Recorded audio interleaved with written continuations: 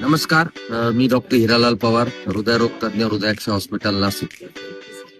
आजचा रविवार आम्ही हृदयाक्ष हॉस्पिटलने ठरवलं होतं की एक दिवस आपण वन डे टूर करू आणि त्यासाठी कुठला पिकनिक स्पॉट निवडायचा याबद्दल 1 महिन्यापासून आमची चर्चा चालू होती आणि शेवटी आमचं असं डिस्कशन झालं की आपण पिंपळगाव येथील बसवंत गार्डन आणि बसवंत मधमाशी उद्यान याची आपण निवड करू. सगळ्यात पहिले त्यांनी आम्हाला गोमाता दर्शन दाखवलं, ज्यामध्ये आपल्या भारत देशामध्ये वेगवेगळ्या राज्यांमध्ये ज्या वेगवेगळ्या प्रकारच्या गायी असतात त्याबद्दल त्यांनी प्रॉपर गायडन्स केला.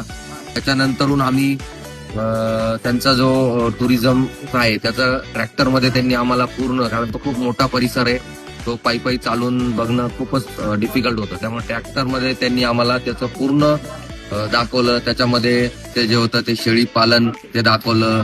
त्यानंतर त्यांचं जे पशुपालन आहे, त्याच्यानंतरून जे पक्षी होते वेगळ्या कंट्रीज मधले, वेगळे ऑस्ट्रेलिया वेगळे पक्षी होते त्यांचाही दाखवलं त्यांनी आम्हाला.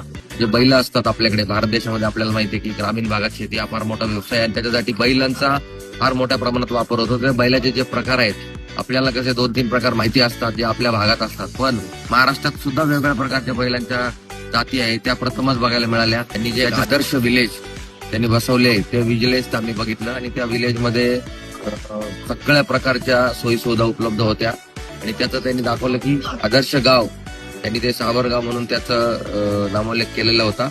एक जस्ट त्यांनी त्याचं एक प्रतीक म्हणून ते दिलेलं होतं. त्यानंतर पुढे आम्हाला त्यांनी व्हिडिओ दाखवला मधमाशी. त्या व्हिडिओचं एक खासियत अशी होती की त्याच्यामध्ये जी मधमाशी होती ती स्वतः सगळं बोलत होती आणि ते सगळं बघताना असं वाटत होतं की मधमाशी आपल्याला सगळं सांगते, माझं लाईफ कसं असतं, आम्ही राहतो कुठे, आमच्या बरोबर कोण कोण असतात, मध कसं गोळा करतात. तर ते बघताना तो खूप एक वेगळा एक्सपिरियन्स होता.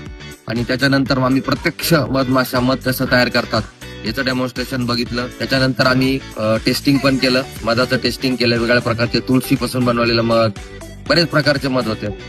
सगळे मध आम्ही टेस्ट केले आणि प्रत्येक मधाचा जो वापर आहे तो वेगवेगळ्या कारणांसाठी केला जातो. या प्रकारे आमची टूर खूप सक्सेसफुल झाली आणि आम्हाला याच्यातनं आनंद तर मिळालाच. आमच्या स्टाफनी खूप एन्जॉय केलं, कारण इथं ज्या स्पोर्ट ऍक्टिव्हिटी होत्या त्याही खूप चांगल्या होत्या. इथं त्यांचा जो हॉल आहे त्याच्यामध्ये पार्टी हॉल खूप मोठा आहे, जिथं खूप मोठ्या प्रमाणात स्पीकर होते, डान्स बिन्स करायला जागा होती, रेन डान्स होता. हे खूप अप्रतिम आहे. म्हणजे एक दिवसाची एक आपलातून टूर इथे अरेंज होऊ शकते. तर जरूर एकदा या बसवंत गार्डन आणि बसवंत मधमाशी उद्यान याला व्हिजिट करा आणि आपण एक चांगला एक्सपिरियन्स घ्या. धन्यवाद.